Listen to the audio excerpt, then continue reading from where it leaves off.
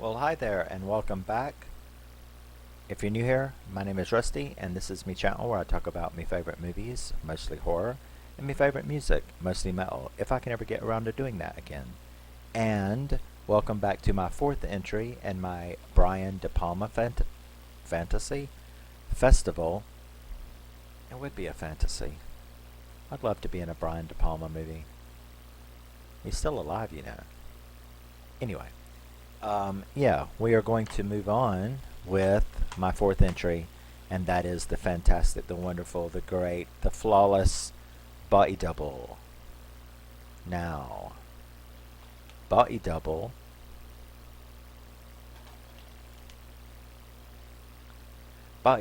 was released in 1984? Yes, 1984. It was directed by Brian De Palma, written by Robert J. Avrech and Brian De Palma, so at least he was half credit in this. It stars Craig Wasson, the wonderful Melanie Griffith, Gregg Henry, Deborah Shelton, and of course Dennis Franz is back for another appearance in a De Palma movie. He just loves that man, obviously. So this movie is about an actor named Jake. I'm going to get these confused. He's got too many J names. But Jake Scully is an actor who we see is like working on a vampire B film when he has a claustrophobic panic attack. Supposedly, he's unaware that he has claustrophobic panic attacks until this very moment. Dennis Franz is the director. So he the director's like, it's okay, everything's all right, we'll try it again, later. And he goes home, and walks in on his girlfriend in the middle of banging her brains out with another guy. So he's not having a really good day, is he? No, it's not. The day isn't really going very nicely for him, obviously. So he goes to the bar and is getting drunk, stuff like that. Doesn't really know what to do. Tries, snaps at the bartender who tells him to chill the fuck out. Well, he goes to an acting class the next day, knowing that it's her place. He's going to have to leave. He don't want to be part of this madness. So he goes to an acting class where he runs across a guy named Sam. Now Sam overhears him telling a friend of Jake's that some bad shit has went down and he needs a place to stay. And asking the guy if he knew of any apartments or anything like that. He goes on into the class where he tries to deal with his claustrophobic panic attacks, and Sam jumps up. This is a stranger he only met earlier, right? Jumps up and helps him. It's like, how dare you treat him that way? Don't humiliate him like that. Taking up for him, takes him to a club to eat and stuff like that, and then starts talking about what a coincidence it was, that they ran across each other. And it just so happens that there is an even bigger coincidence, and that is that he is he's house sitting for a friend of his, and he has to go away, meaning Sam has to go away on a trip and needs someone to watch the place for a few weeks. So he takes Sam to this big, beautiful, wonderful condominium on its own. And interestingly enough, this is a real place. And if you've ever seen Charlie's Angels, that big, giant round condo in the sky that she gets thrown out the window naked and runs in on those kids down there. Drew Barrymore's character.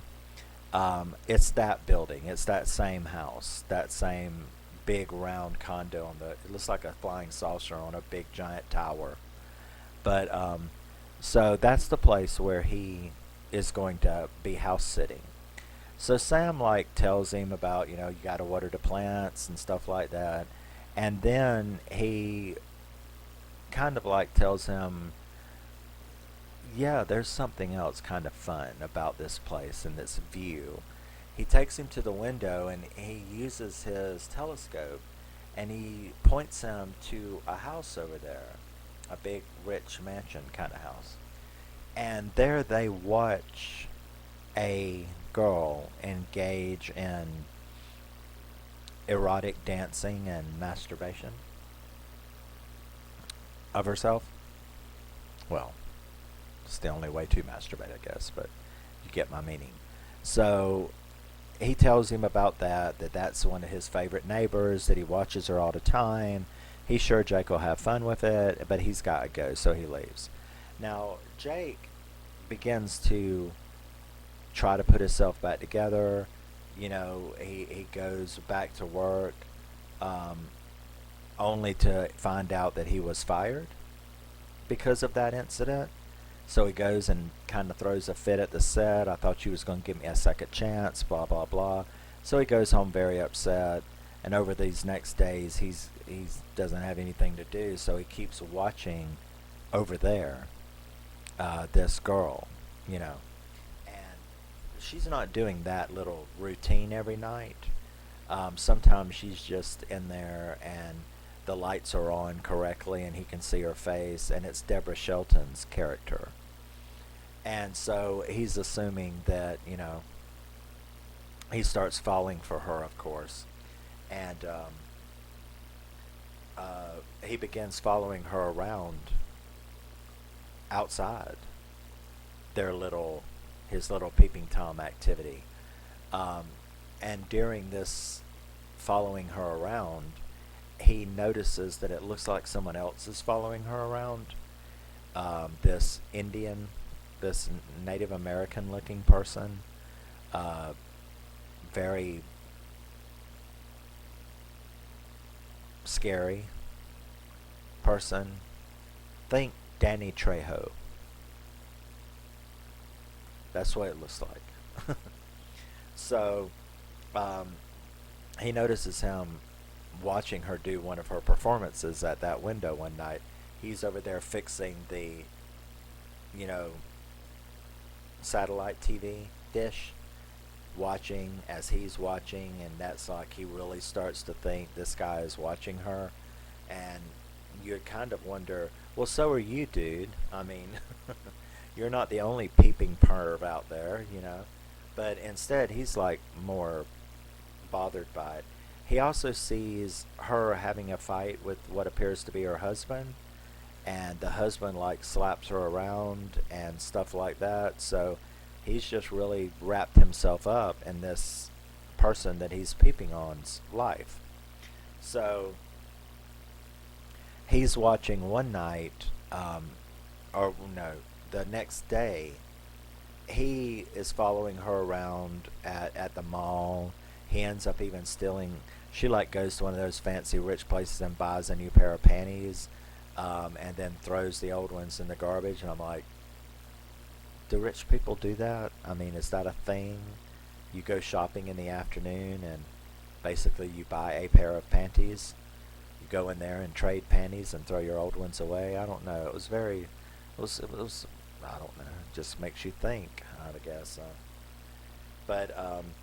So he then also notices that she's being followed again by this Danny Trejo impersonator.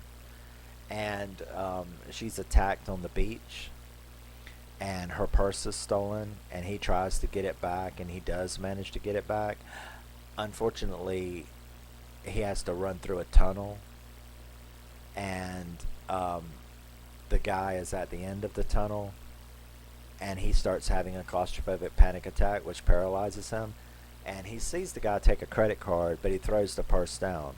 So she comes, this Deborah Shelton's character. She comes and helps him out of the damn tunnel. And, sorry about that, all is well, oh, it's okay, I'm glad you're not hurt, is what she was telling him. thank you for trying to help me. It doesn't look like he got anything much. And so she goes on home, he goes on home, and he is watching her that night when he sees that person in her bedroom. And when she wakes up, he attacks her and starts beating her up and stuff. Well, he jumps down out and runs over there to the house, trying to, screaming the whole way, somebody help, this woman's being murdered, blah, blah, blah. He gets there to the house, and he manages to get in, and he's attacked by this big white husky dog. And the dog stops him from being able to get upstairs, where she is killed. She is brutally killed by a big giant drill that he drills right through her. And so as Jake is laying on the floor looking up to the bedroom upstairs, the drill comes through the floor with all this blood and flesh and stuff. So that was pretty horrible, and the guy gets away. The cops, of course, they believe him, because there's witnesses, and plus a dog's on him. um, and the witnesses, the neighbors run in. And so there was actually a couple of neighbors there by him when the drill come through. So he's got witnesses. So the cops, when they take him in, the cop is pretty cool. But he takes him in and he's like, I don't think you had anything to do with this, but you're still a perv. He confronts him with the panties that's in his pocket. You have to tell the truth, and he told him that he had been watching her.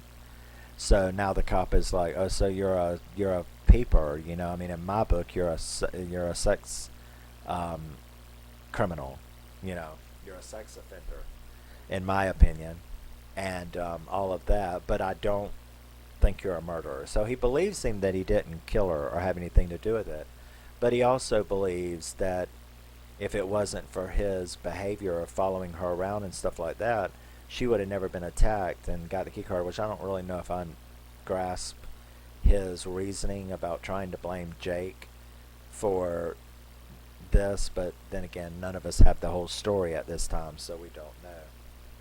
So not only is he had a really rough life here lately, but now he's witnessed a horrible murder. He's been called all kinds of names, known to the cops now as some kind of perv. So he is quite understandably drunk and watching a porn channel at that condo, and he sees an interview with some porn actress, and then there is a preview of this upcoming wonderful best new hottest new porn movie by Holly Body. Holly Body is like the biggest porn star right now during this movie. She is like the #1 porn star, and her new movie, is coming out, Holly Does Hollywood. And as he's sitting there and watching it, she has a scene, and it freaks him out because this scene that she does in this movie is the exact same dance that the Deborah Shelton's character did through the window over there. So he's completely blown away because he has watched that particular routine, that dance routine, many times, and here it is in a movie. So he calls the studio, and he's like, at first he wants to get a hold of Holly Body, and he can tell it's going to be very tough, but he hears some porn actor screaming about how, he's done a lot of work in this business and he don't have to put up with this shit and stuff like that. And the girl's like, if you want to audition to work in her next movie, you better sit down and shut up. So he gets an instant idea. It's like, well, why don't I just go do that instead? So he's like, instead of asking how to get a hold of her agent and all that way, he's just like, how long are your auditions going for? So he goes and actually, which you got to be pretty desperate, you know what I mean? But he actually goes and auditions to be in this porn movie, and then he is actually chosen and actually performs a scene with Holly Body, with Melanie Griffith. And this porn scene was actually edited into a, there is a, you can find it on YouTube. Um, no more appropriate song has ever been chosen for a movie than Frankie Goes to Hollywood's Relax for this scene. So this porn scene is a take on the original Frankie Goes to Hollywood Relax video, and you can actually find the edited up version as also another Frankie Goes to Hollywood Relax video on YouTube if you looked it up. So this movie was done, you know, Frankie Goes to Hollywood's in it. It's set up and done sort of just like the original video for Relax. And that's very, very neat if you're into 80s music, to get to see Frankie Goes to Hollywood when they were all young and cute. And if you've ever seen the video, to see it redone in a movie like this was pretty cool. So now that he's met her, and every which way you can meet her, right? He starts pretending to be a producer. And he's like, oh yeah, I just did this because I wanted to meet you, because I want you in my next movie. Well, she's a porn star, right? And she don't believe his double talk bullshit. So, but he manages to convince her that he's doing a film and that he wants her to be in it. And the stuff Melanie Griffith says is like, you have to see it. I mean, she is flawless in this character as Holly Body. So he gets her back to his place, and she's all hot for him because, you know, hey, he's gonna let her produce her own new movie and stuff like that. When he then sort of owns up to the truth, and that is, I'm not really any of those things. This is why I brought you here. And he does. He takes her to the window, and he's like, that was you. You were hired to do that, and I want to know why. So there's this big fight because she's really pissed because he's lied to her, and she don't understand what the big deal is. He's like, no, okay, well, wait. One of my friends is playing a joke on me, and I just want to know who. And he keeps trying to dig, like, he doesn't know whether she knew what was going on, whether what she's saying is true, that she was just hired to do a self-help routine, which is what she called it, to do her self-help routine for a private thing. So she told him how it was arranged, just a guy on the phone. Well, Sam calls while they're having this argument and she's trying to leave. Sam calls and he's like, you know, yeah, okay, I gotta go, right, you're gonna come back, yeah, okay. And then he's like, listen to this and tell me if this is the guy who hired you. So she's like, she listens to it and she's like, yeah, yes, that's the dude who hired me. So what? What's the big deal? You know, I don't understand why you went through all of this to find out something so stupid. That's when he then is like, no, you don't understand. Here's what's really going on. Then he tells her about the murder, that he believes she was not involved, but that she was brought in to trick him into being a witness for the real murderer. So she like, you're nuts, okay? Conspiracy theory nuts. And she leaves, and he tries to go after her. He ends up calling the cops. They actually kind of believe him because, you know, the cop is like, you know, I've always thought it was the husband, but there was one problem. You. And, you know, and he's like, exactly. That's what this all was. The husband hired her. He met me, found out I was claustrophobic, found out I was he actually set all of this up so that there would be a witness, got me to peep on her, knew I would like it, knew I would keep doing it, set it up so that I would witness this strange Danny Trejo impersonator murder her so that he would not be suspected. So the cops actually kind of believe him, but what the fuck are they supposed to do? Because you're the witness, where is it? So they're all just like really pissed. So he goes back home and starts trying to find her when he sees her in a Bronco, because it turned out that they keep calling him the Indian. He stops and he picks her up. And Jake actually sees them up ahead of him as he knocks her out. And he knows that this guy's going to kill her because she's the body double. Name of the movie, get it? Body double? The body double. So he takes her off and Jake is following. He can't drive because they try to arrest him because he causes trouble there at this little traffic jam going, that man's killing her, that man's killing her. But he gets away from them, and when he finds them, there's this guy he's got a big giant hole dug. Holly is laid there unconscious. So Jake then comes up, gets closer and closer when that same white husky that attacked him in that house starts screaming and scratching out the window that he had walked up to that Bronco that he had Holly in. And you're like, why is that husky in the Bronco of this Danny Trejo impersonator? Why?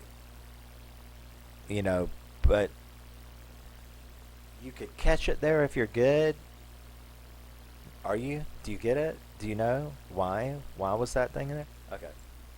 So he goes over there because now he's been alerted, and him and the Indian start fighting, and they fight until, of course, he had kicked Holly's body in there, or Holly body into the hole, and Jake falls in it. This is not good because a claustrophobic panic attack person does not need to fall in an open grave. You know what I mean? So he's literally frozen and can't move, but on the way down, what he did was rip the guy's face. It was Sam Bashard. It was her husband. He was in prosthetic makeup the whole time. He was not on a business trip. He is the one who set all of this up. So you're like, well, okay, that's just cool. But Jake does manage to overcome his panic, and he manages to sit up and get up out of the ground and start fighting with him again. Only now that dog is out of the Bronco, and the dog comes to attack Jake. But right as the dog gets there, Jake jumps back down in the hole as the dog is flying through the air in a jump, causing it to hit that guy, Sam, knock him off into the reservoir and kill him of the fall. Probably killed them both, I imagine, him and the dog. And then he turns around, and Holly now starts waking up. And it's like,